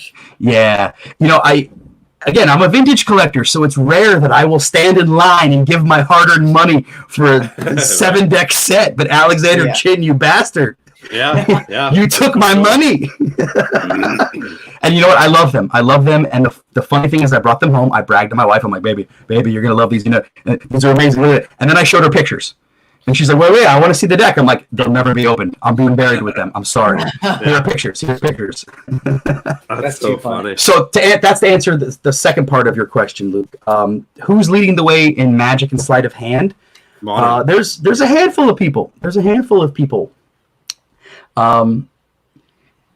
So sleight of hand wise, actual technique wise, I think cardistry right now is more apparent, right? Like I think we don't see a lot of sleight of hand being developed, and we see a lot of sleight of hand being developed. We don't see a lot of sleight of hand being developed and then sticks, right? Yeah. Like we have the flavor of the month, but then people move on. So the question is, what gets developed that's kind of going to stick and last for a long time? And we see more apparent examples in cardistry. We see Zach Mueller's a really great example of that move. I forget what it's called. Guys, help me out here. I'm having a brain fart at the moment. Like isolation. That's the word I'm looking for. Yeah. So we're seeing like isolation, and that's not a very modern example, but that's modern-ish enough to kind of get where I'm going. So we have, we see these kinds of things happening, and that's sticking. Like that's shot around the world. Everyone's playing with it. Absolutely. And and I think there are examples of like isolation and juggling's been around forever. Exactly. I was just going to say that. Yeah, we used to do that in juggling when I. Yeah, and so but Zach Mueller for sure gets all the credit in the world for popularizing this. But in Magic, specifically in Magic, like I have to think about it a little harder. Yeah. Like the Spanish school, there's a lot of guys out of the Spanish school that are creating some really interesting stuff. Let's see here. There's a lot of guys in China. I'm privy to a handful of guys in China that have incredible chops. that are lucky enough to have been born into the world of the internet. And like before the internet, you could tell where someone was from by the style of magic they performed. Oh yeah, that guy, he's from Chicago. I can tell. That guy, he does certain moves. From this guy, oh, he must be from New York. But now the internet has kind of blended everything and kind of blurred the lines. And so you have guys in China that are Marlowe experts. That never happened before the internet. You had to be in Chicago for something like that. And so, you have the internet has really made the world very small. So that's a good question, and I don't have any specific names off the top of my head. Here's one. Ollie Mealing. You guys know who Ollie Mealing is? Oh yeah, totally. He's doing some really fun stuff. I think that he's an excellent example of someone in the modern world who's pushing the envelope, who's using older techniques and trying to make them unique to his performance and modifying them in modern ways. So he's a really good example. Yes. Aaron Fisher, obviously. I mean, there's a lot. There's a lot of if you gave me about an hour and I had a list and a piece of paper and a pen and I wrote this guy, I'd have better answers for you. But off the top of my head, I hope that's these answers suffice. I think that was a good one. So one thing that we do have on the show is kind of a tradition, which I don't think I've seen Kyle in the audience tonight. So I'm guessing he's either driving or busy. But Kyle McIntosh, Diesel Illusion, always has a good question for us. Canada in the house. Yeah. So there you go. And he's an amazing influence in the community and a magician and a card enthusiast. So he's always fun. But his question today, and they're always a little bit quirky or different. They're definitely they're Kyle-ish. Yes, they're Kyle questions. Kyle's unique in his Diesel. Yes, they're Diesel, exactly. So the question for today is: you're escaping a labyrinth, and there are 3 doors in front of you. Yeah. The door on the left leads to a raging inferno. The door in the center leads to a deadly assassin. The door on the right leads to a lion that hasn't eaten in 3 months. Which door do you choose? Okay, so I have a lion, an inferno, and what was the middle door? Raging inferno, a deadly assassin, and a lion that hasn't eaten in 3 months. I would choose the middle door. The deadly assassin. All right. The deadly assassin. So there is I can't negotiate with the lion or the fire. I can negotiate with the assassin. This is going to get you just a little bit. You choose the right door because the lion would be dead after not eating for 3 months. All right. Okay. Yep. All right. Kyle redeemed himself with that one, so there we go. That was good. Yeah. Well, here's the thing, though. It's like you never know. What if the lion was still alive and he saw you? You're dead in 0.10 of a second. All right. I can't negotiate with the lion. I can't negotiate with the fire. But that assassin, he's for hire, right? There you go. Yeah, right. You convince him to kill the lion, and then you both leave. That's right. That's right. Let's see. But, I have a question. Or is there any way that you could enlighten us with a little magic? Ooh, a little magic. Yeah, sure. Of course. You guys mind if I show you the most dangerous piece of magic that you will see all night? Oh my God, show it. Is it worse than the lion? I'm going to need silence from the chat room, okay? Okay. Excuse me. Okay, go ahead. Okay. I'm going to need silence. This is the most dangerous thing you'll see all night. This is a legitimate 1970s authentic deck, or one card from a deck of Jerry's Nuggets. Danger. Sorry. Here we go. Danger. I can already see you guys getting very mad. You see, it's dangerous. It's dangerous already.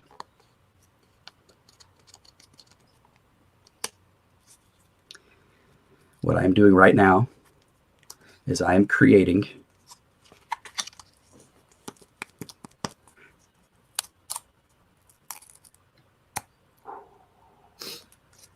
I think everyone felt that. I am creating.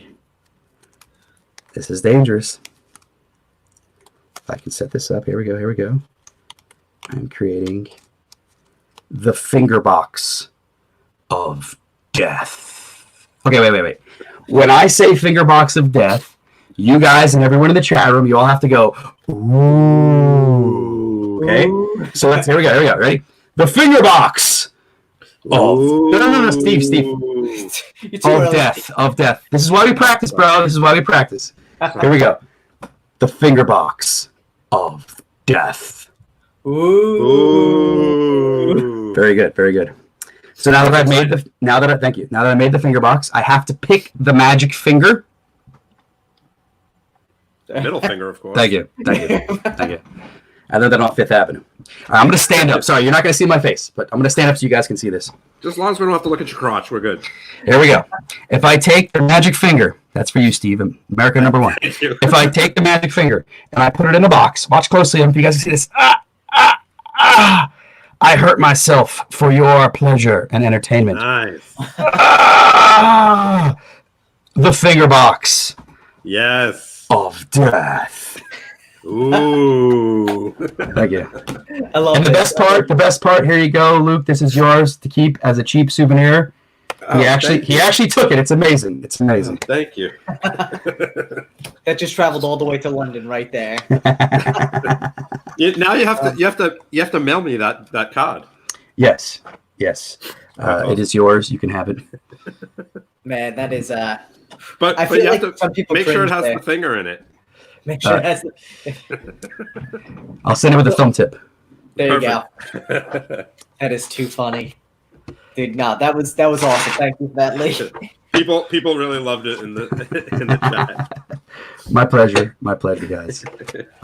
Hey, any other questions in the chat room that I can answer? Well, we have, because I see we're not coming up to the 2-hour mark, but we're coming close. So Yeah, for sure. Luke actually had another good one. I gotta say, Luke is on point tonight. It's probably because it's late for him in London, so he's a little sleep deprived. So the creative. I appreciate you, Luke. Thanks for coming out, man. I appreciate it.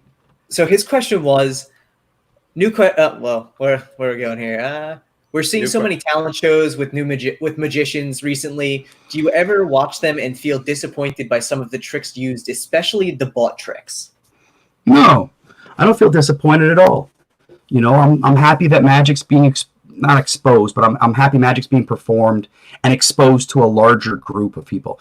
Exposure is not the right word. Again, I'm not trying to say that magic's being exposed. Yeah. It's being shown. It's being shown to a much larger audience. And I mean, look, you know, Shin Lim, right? Everyone in the world knows who Shin Lim is. Is this good for magic or is this bad for magic? I'll pose that question to you. And so if it's bad for magic, then I ask how. But I believe it's good for magic. You know, what's great is, oh yeah, I do magic. Oh, you're that guy Shin Lim? I love hearing that. I love hearing David Blaine. I love hearing Chris Angel. I love hearing all of that, because that means that magicians have penetrated people's psyches. Yeah. Right? Like we're in their brains. They think about it. They talk about us. And that's a good thing, because there's, you know, did you hear about Joe Shimowski? Yeah, he's a computer networker from Iowa. You never heard of him? Exactly. And so, you know, like we could have that. That could be us, but it's not us. And I'm thankful for that. So whether the trick is store-bought or not, that's for, you know, that's methodology, right? Like we're the only ones that should care about that. But the audience and the judges, obviously, they should care about the effect. Yeah. They should care about, you know, the emotions and the feelings that are being drawn from that. That's the most important part. And you know what? I mean, if you can purchase a deck of, you know, in an invisible deck for $12 in a magic shop, and then go on America's Got Talent and get a standing ovation, yeah, I'm all for it. You know, I'm all for it. Yeah, I mean, I think a lot of people. I mean, you have the ability to buy those magic tricks for a reason, and I think if you're one of those people that purchase that trick and you're inspired by it and you create your own trick from it. Or, you know, you're inspired by it and create something totally different, but, you know, you got it from that or whatever. I think it just allows us, like you said, to, you know, to create more and more growth. Yeah, and we don't always, like, I think one of the pressures that we have within our industry is that we have to be original. We have to push to create new stuff. And look, I get that. I appreciate that. I'm certainly part of that group that does that. But at the same time, I'm also realistic, and I also understand that we're a minority, right? The majority of magic, they're not going to create their own stuff, and that's totally cool. And here's where it gets interesting: is that you don't have to create magic to do it. You can just, you know, do it in your own unique way. That's where the room is. That's where the space is for you to kind of do your thing, right? Like you can go to the store and buy an invisible deck, but make it your own when you perform it, right? Then that's what's going to give you that standing ovation. America's Got Talent, not that you're counting over your 12 and up jogging your 13. So like that's methodology. That's for us to talk about, but for the layman, the people that are watching, the judges, like it's all about the effect. And so make it your own. You don't have to be creative. It's right. That's not the important part. That's the important part sometimes, but not this time. It's the delivery, right? Sure, it's the showmanship. Yeah. It's everything around the method. All right, I got a question here. So what do you think? You were talking about your deck. That's been 30 years and still fans, right? And Pharaohs. And Pharaohs. What company do you think is on the forefront, or not? I don't want to say on the forefront, but what company do you think there could best, I guess, I don't want to say copy that, or best replicate that time in a deck that we see now? Because I'm just curious. Again, European-made cards, right? European-made cards. Right. They have just different processes. They do different things than we do in the Americas. And look, we're gonna see some of that now that Cardamundi is taking over USPCC. Yeah. I don't know yet. I don't have a crystal ball. I wish I did. Yeah. I have Jerry's Nuggets, but I don't have crystal balls. Oh yeah. So here's the one Jerry question. We'll allow this one Jerry's question. All right. You guys have been great about that. For those at home, we had a pre-show before the show, and we talked about is this going to be 2 hours of Jerry's Nuggets? And it could have been. We could have gone that way, but we decided there's so much more to talk about, so we tried to limit the Jerry's discussion. And I will say this: I'll go on record as saying this. COVID has totally stopped people from coming over to my house and trying on that Jerry's Nugget jacket. I'm pissed off. That is I want everyone to come over and try it on. But all right, when next COVID's time we're over, in Toronto, when we make our way out to Toronto, or better yet, when we see you at the next 52 convention, that's right. Tyler and I will try. I'll be sporting that jacket. Like, hey, what's up, guys? You want to try on my jacket? Hell yeah! We're gonna take a picture with it and everything. So, okay, what's your Jerry's question? All right, so actually I have two. So I don't want to make it long-winded or crazy. Two questions. One of them was asked in the chat. So I'll ask that one second. The first one is, there's obviously this craziness around the story of Jerry's Nuggets, and we don't need to go into all these details. One of the questions that I saw come through was, how many Jerry's Nuggets do you think is out there? And is there a person that owns 10,000 of them? Yeah, I don't know how many are out there. We never got an official count from the casino or from United States Playing Card Company. When it comes to casino stuff for USPCC, they're very tight-lipped. They don't talk about any of, even to this day, they don't talk about that kind of stuff in public. And I get it, and I respect that. So we don't know how many are out there. It's all speculative. We can take guesses, like normal casino purchases in that time period. I don't know. It's all guess. It's all guesses. So, to answer your question, no, we don't know. Does anyone have 10,000 of them? Highly unlikely is my guess. And again, that has to do with let's look at space and think about how much 10,000 decks takes up.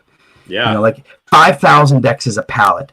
I don't know if you guys have ever seen a pallet of decks before, but that's a lot of cards and that's a lot of weight. And now 10,000 decks is 2 pallets. And so, who's got the room to keep 2 pallets of cards? And you got to think about it like this, guys.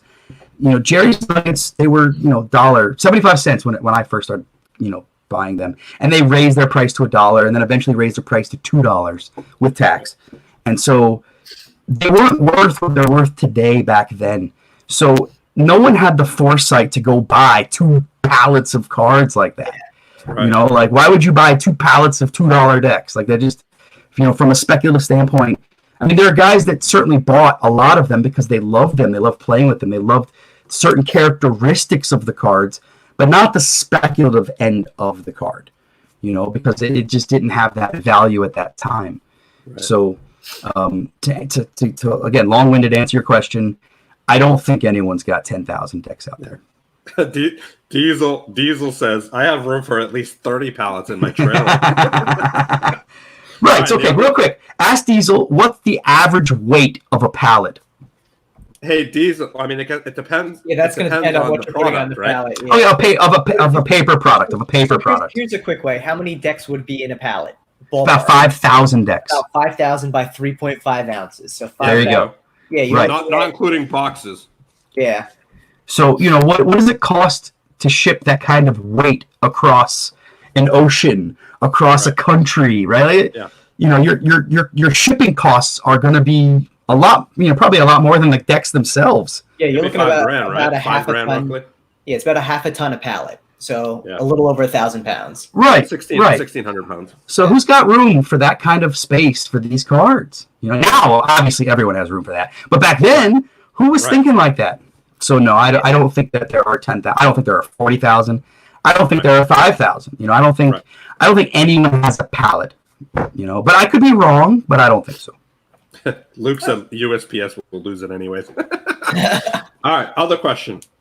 This will be the final Jerry's question. We've gotten this a couple times actually in the chat. What's your thoughts on the new pink Jerry's? Yeah. Okay, so I'm into them, and I'll tell you why. Because modern decks, decks that are being created right now, and even decks vintage and antique, but mostly modern right now, they call to a specific kind of person, a specific kind of market. Like, there are people that are goth. Like, it's not a great example, but I'll give you an example. Someone who's into goth, right? They're kind of considered goth-like. They might be attracted to a black deck of cards or a crimson red deck of cards because they feel that they are reflected within that deck. And so this is the same thing with pink Jerry's. I think that there's a portion of people around the world who feel reflected within that pink deck. There are plenty of people who pink's their favorite color, and we've never had an opportunity to have a pink deck of Jerry's. So if pink's your favorite color, here you go. Right. Why and it's not right? Why not? Well, it's not for everybody, and I appreciate that. But what we also have to appreciate is a company like Riffle Shuffle understands their fan base, their consumer market, and their customers, and so they see that their customers do want that and do have a need for that. So they're doing it. And I can't poo-poo that. I think that's great. That's good business, right? Someone who understands what their end user wants all day long, right? Yeah. So, are we going to see greens and purples? And I don't know. But if we do understand that it's not about coloring the deck, it's about, finding a color that someone can associate to. Yeah. That's it. I mean, it's like, that this is how we express ourselves, guys. And would you rather hold a blue deck, a red deck, or would you rather hold a pink deck or a green deck or a purple? Like, that's the thing, is like all of us are so unique that we all have different choices. And for a very long time, the market just offered red and blue. And so now that we have these choices, like, this is a good thing. This is a good thing. And if you personally are not attracted to a pink Jerry's Nugget, I hear you. And I feel you. And personally, I'm with you. Like, pink is not my favorite color. Right. So, but I'm not going to poo-poo it, right? I'm not going to say, like, those suck. No.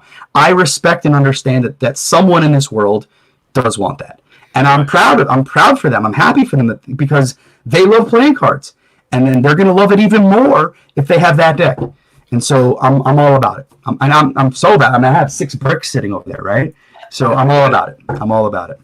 And I think one of the points you raised there too, Riffle Shuffle, Kevin Yu is a brilliant businessman. Oh my God, yeah. Hands down, there was a lot of research that went into a pink Jerry before it even materialized. Of course. So the fact that it is materializing means someone out there, enough people out there want it that it's worth his time. Of course. Kevin's local. Kevin lives here in Toronto, so nice. I'm very proud to call him a friend. I've known Kevin since he's moved he's from China, but he's moved to Canada. Nice. Yeah, Kevin's very smart, and he's hypersensitive to the needs of his consumers. And so, he saw it, he understood it, it worked for him, and here we are, and I'm sure he's going to do quite well with it. Yeah, absolutely. I'm psyched that Riffle Shuffle is doing it. I highly respect Kevin and what he does with Riffle Shuffle, and yeah, absolutely sweet. We got any other questions? No more Jerry's. No more Jerry's. So, go ahead, Steve. No, go ahead.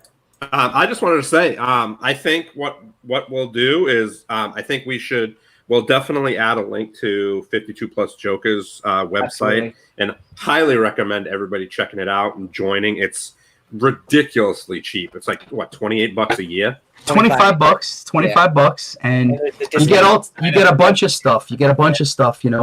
I'm the editor-in-chief of our digital magazine that comes out every month on the 15th. This month will be issue number 64, like clockwork. It's called Card Culture. And it's usually between like 30 and 40 pages. And we cover all types of stuff. If we have modern stuff to talk about, we'll talk about it. Obviously, we'll talk about antique and vintage stuff. Yeah, man, you get that once a month. You get a quarterly printed magazine sent to your mailbox. Doesn't matter where you are in the world. It's $25 a year. That's awesome. If it costs us $25 to send it to you, we'll do that, right? It's $25 a year. It also gives you the ability to purchase our club decks. There you go. That's a CTD. I haven't gotten mine yet. I haven't gotten mine yet either. I'm sad about that. I haven't gotten mine yet. You should have received yours, Tyler, because you're in the States. Hey, I haven't gotten mine. I'll sell you mine, Lee. I'll sell you mine. No. You know what? I get to edit and proofread, so I've already seen it. But I don't have my hard copy yet. But you get access to our club website so that you get all the back issues of all the card cultures and CT. What you just held up, Steve, is called CTD, or Clear the Deck. Right. And so all the back issues you can go, you have access to, because we've merged with Chicago Playing Card Collectors. We have all of their literature as well, digitized and up on. It's like we have the current stuff on our site, and if you want to go back to the beginning, we get all of that digitized on Ask Alexander. So as a club member, you get access to Ask Alexander. You get to search through all that. What else? You get to purchase our club decks. Sadly, some of our club decks are sold out. Sorry, you missed out. Yep. But don't miss out again. There's other decks to get them now, because they're gonna sell out. You'll miss out on those. Yeah. You get the. Oh, go ahead. I was saying, and you get the opportunity, if we're going to have a convention this year. We're still debating. You get to come to the convention. The convention is another charge. It's not a lot though. It's usually about $50. Last year it was $10 because we got a really nice discount from the tourism board.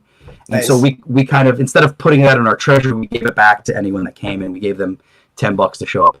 And man, for $50, basically, you get a table so you can sell stuff at your table. So if you can sell $60 worth of stuff, you've made money hanging out and joining the club. Nice. Yeah, and so it's not about the money for us. Like we're actually a very rich club.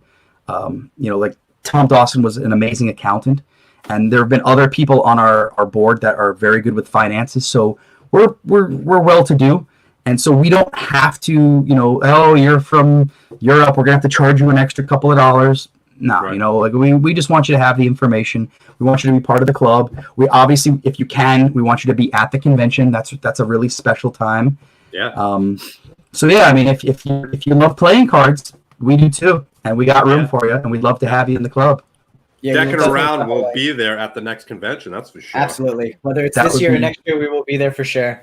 Right. This year, hopefully, it'll be in Pittsburgh. Pittsburgh. Totally, Pittsburgh. Yeah. And then next year, we'll be in Niagara Falls, New York.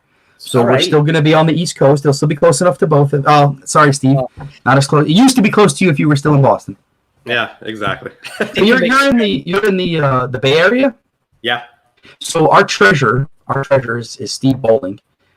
He's in the Bay Area. He's got an incredible. There's actually some amazing playing card collections very close to you. Oh, hook it up so I can go check them out. So yeah, man. 52 Plus Joker, definitely. If you're into it, if you're into playing cards, we'd love to have you. Go check 52plusjoker.org. Yes. Hey, and while you're there, go hang out at leeasher.com. Yes. Come check it out. Go sign up for my mailing list. 605s. Pick up some Yeah, 605s. there's some left. I'm coming into the end, so if you don't get them now, you might not get them ever again. Yeah, man, I join my mailing list. Every once in a while, I'll send out some stuff. Send out some, thought pieces or some tales or some links to some shows or whatever. Nice. And follow me on Insta. Yep. And That's down in the description too. Check it out. right on. Yeah. Follow me on RedTube. I'm a star over there. All right. Hey, you laughed, so I know you, Tyler. You'd be surprised at what Tyler knows. I know too much. Oh my So yeah, God. man, Tyler ahead. found the rip and dip tanga. No. He found a rip and dip tanga. We don't need to discuss this. Rip and Dip has some interesting collaborations on their website if you'd like to go to. Yeah, Rip and Dip. That's a very cool brand. And one of them may happen to be a male pleasure device. We will leave it at that. If you want to go explore yourself, I will not be linking that in the bottom, but you can go look at Rip and Dip's website. I feel a Fontaine collab coming on here. I feel it. Yeah. Any other questions in the chat? yeah, Any other questions in the chat room before we call it? So No, I that's think it. Because I gotta go get drunk, man. It is 10 at night. I don't have a job. It's Friday, right?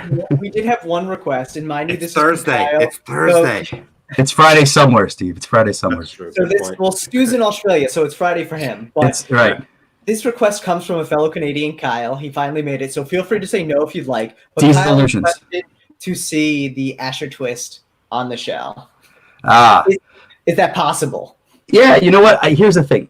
The way that my camera is set up, it's actually not attached to my computer.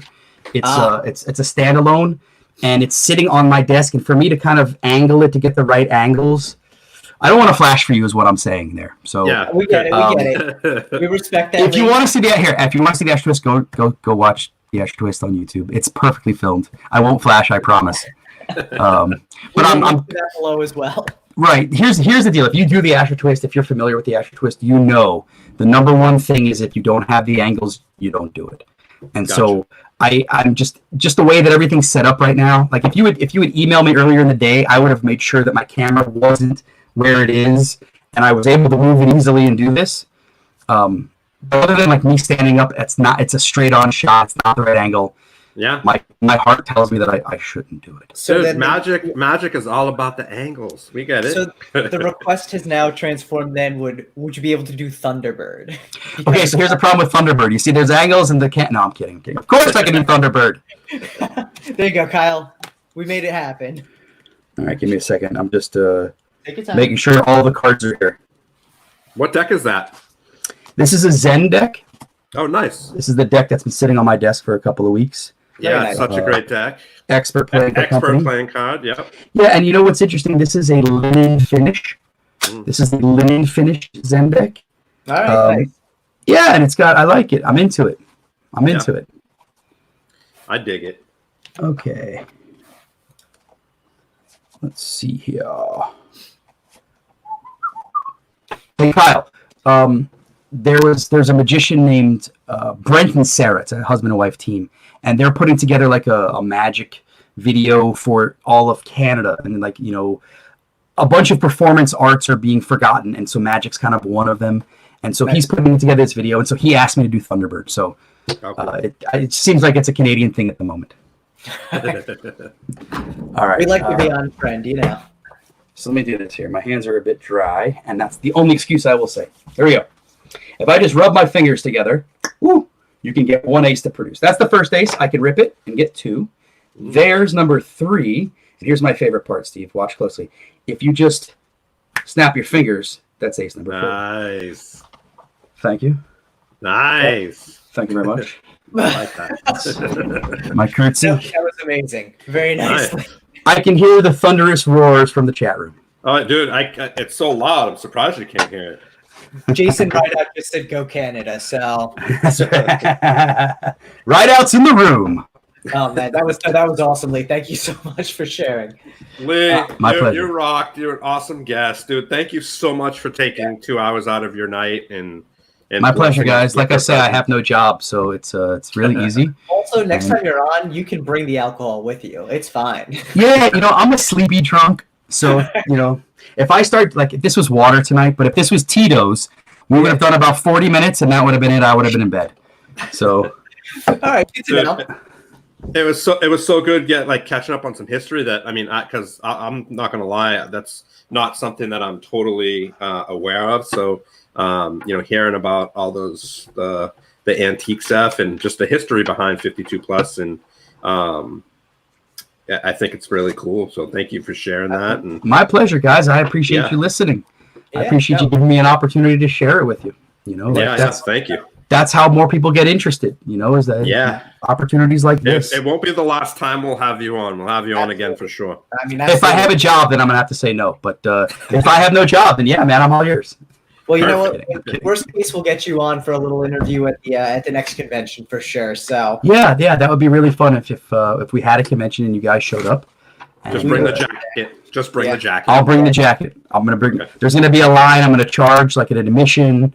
I got to make a living. I have no job. I don't know if I've said that before. That's how we pay for you're subsidizing the convention with trying on the jacket. I get it now. That's right. Thank you so much, guys. Everyone who made it out though tonight. Before we jet out, make sure to like the video and subscribe to the channel if you haven't already. And check out the comments below. We have a list of things that we're going to be dropping in there, like links to 52 and Joker, to the 605s on Lee's site, to Lee's site itself. Make sure to check them all out. And guys, make sure to leave a comment. Let us know what you liked about the show, your favorite part. Tell us why this was your favorite show. Go for it. So that being said, we also just cracked the 2-hour mark, so this is now officially the longest Deckin Around episode. So congratulations. Do we have the most people in the chat room? Probably. We're a little bit lower than highest yet, but we're close. All right. Stu, jump around. Act like you're multiple peoples, buddy. Help me out here. Help me out. Thank you, everyone. Have a nice night. And Lee, thank you so much for being on. Wait, who's coming on next? Who's our guest next week? Yeah, I literally forget this every week. So we actually had him in the chat tonight, and next week we're super excited to have Luke Wadey on. Hey! So check it out, guys. Next Thursday, it's going to be at a special time, 6 p.m. Eastern Standard Time, to help Luke out since he is in the UK. So we will be having Luke on at 6 p.m. Eastern Standard, May 14th. Check it out. And it's not going to be hot, and it's not going to be cold. It's going to be lukewarm. Perfect. There you go. Awesome. Good night, everyone. Thanks, guys.